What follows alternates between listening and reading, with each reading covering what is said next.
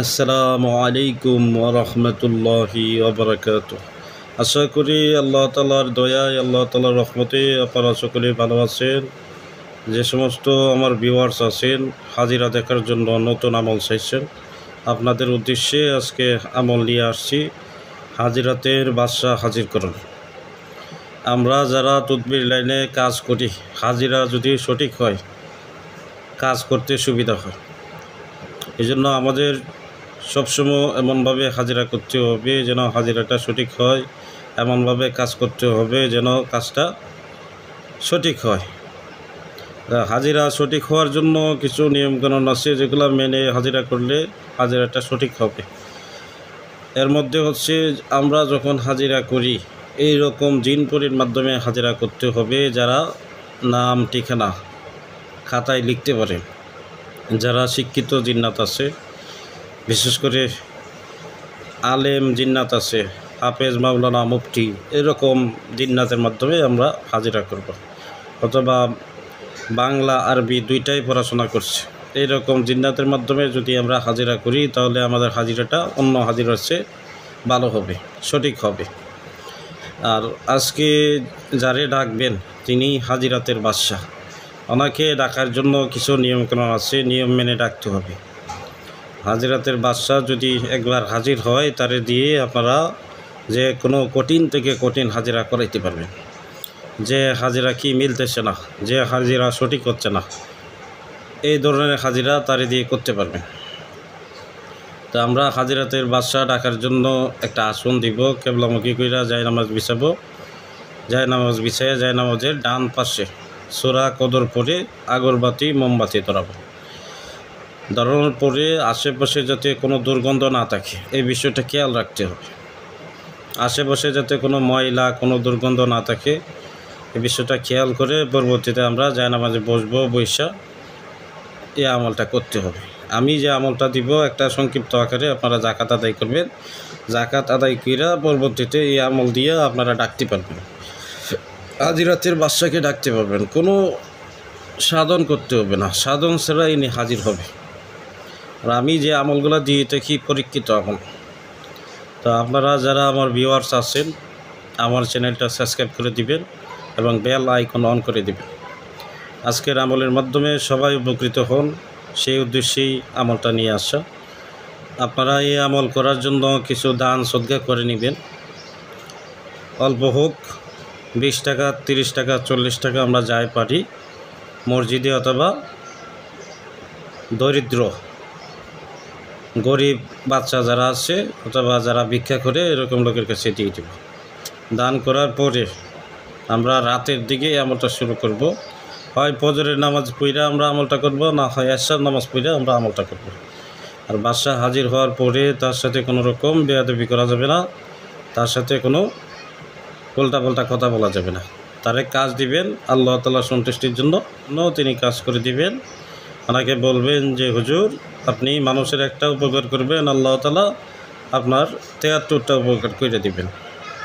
বলা হয়েছে এমনভাবে, যদি কেউ মানুষের একটা হাজত পূরণ করে, আল্লাহ তাআলা কি তার 73টা হাজত পূরণ করে দেন, একটা দুনিয়াতে আর বাকি 72টাই কি আখিরাতে। তো এই জন্য ওনাকে বলবেন এভাবে যে হুজুর, আপনি মানুষের উপকার করেন, আল্লাহ তাআলা আপনার উপকার করবেন। এভাবে বিষয়গুলো বলার পরে আপনারা কিভাবে ডাকবেন তারে নিয়মকানুন জেনে রাখবেন এবং কিভাবে ডাকলে আসবে সব কিছু জেনে রাইখা পরবর্তীতে ওনাকে বিদায় দিবেন।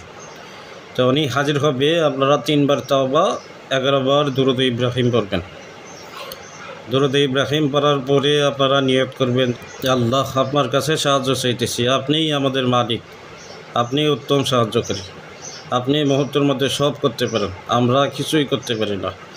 তো আল্লাহ, বিশেষ হাজিরা দেখার জন্য, সঠিক হাজিরা দেখার জন্য একজন বাদশা দরকার, যিনি হাজিরাতের বাদশা, যিনি যেখানেই থাকুক, পৃথিবীর যে কোনো প্রান্তে থাকুক, আকাশে বাতাসে জমিনে পাতালে যে কোনো প্রান্তে থাকুক, পাহাড়ে পর্বতে সাগরে, যে কোনো জায়গায় থাকুক, ওনাকে আসার মতো তৌফিক দান করেন।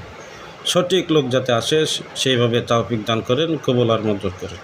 এভাবে আপনারা নিয়ত করে নেবেন। নিয়ত করে নিয়ে পরবর্তীতে আপনারা এভাবে লা হাওলা ওয়ালা কুওয়াতা ইল্লা বিল্লাহিল আলিয়্যুল আযীম ইয়া আরহামার রাহিমিন, এভাবে দুইটাই আছে একসাথে পড়তে হবে। আপনারা কতবার পড়বেন? 7 বার অথবা 11 বার অথবা 21 বার। যদি কারো না হয়, ধৈর্য হারা হবেন না। প্রথমবার ডাকার পরে নাও হইতে পারে, দ্বিতীয়বার ডাকবেন, তৃতীয়বারের সময় ইনশাআল্লাহ কামিয়াবি হবেন। তবে সত্য হচ্ছে আপনারা প্রথমে একটা জাকাত আদায় করে নেবেন। যে দুইটা এসএম আছে এই দুইটা একসাথেও জাকাত আদায় করতে পারেন, আলাদা আদায় করতে পারেন। যদি আপনারা লা হাওলা ওয়ালা কুওয়াতা ইল্লা বিল্লাহিল আলিয়্যুল আযীম 108 বার পড়ে নেন, ইনশাআল্লাহ একটা জাকাত আদায় হয়ে যাবে। আর যদি পরে যে এসএমটা আছে ইয়া আরহামার রাহিমিন, ইয়া আরহামার রাহিমিন, এটা আপনারা 108 বার পড়তে পারেন অথবা আপনারা একসাথে পড়তে পারেন। লা হাওলা ওয়ালা কুওয়াতা ইল্লা বিল্লাহিল আলিয়্যুল আযীম ইয়া আরহামার রাহিমিন, এভাবে পড়লে শুধু 108 বার পড়লেই হবে। দুইটা জাকাত একসাথে আদায় হয়ে যাবে। শুধু আপনারা নিয়ত করবেন। পরবর্তীতে যখন ডাকেন তখন 3 বার তাওবা, 11 বার দুরূদ, আল্লাহর কাছে সাহায্য চাইবেন। সাহায্য চাইয়া দুইটা এসএম একসাথে পড়বেন 7 বার অথবা 11 বার অথবা 21 বার পয়রা ডাক দিবেন। 1 বার 2 বার 3 বারের সময় ইনশাআল্লাহ আসবে। হাজিরাতের বাদশা হুজুর, আপনি যেখানেই থাকেন আল্লাহর হুকুমে, আল্লাহর ইচ্ছায়, আল্লাহর শক্তিতে, আল্লাহর পবিত্র এসএমের শক্তিতে অতি দ্রুত হাজির হন। বইলা আপনারা কী করবেন? 3টা ফু দিবেন, ইনশাআল্লাহ উনি হাজির হবে। যদিও হাজির না হয় আপনারা ওনাকে সালাম দিয়ে দিবেন। হাজিরাতের বাদশা হুজুর, আপনাকে সালাম দিতে, আপনি যেখানেই থাকেন আল্লাহর হুকুমে সালাম গ্রহণ করুন এবং সালামের উত্তর দিন। হাজিরাতের বাদশা হুজুর, আপনাকে সালাম, আসসালামু আলাইকুম ওয়া রাহমাতুল্লাহি ওয়া বারাকাতুহু।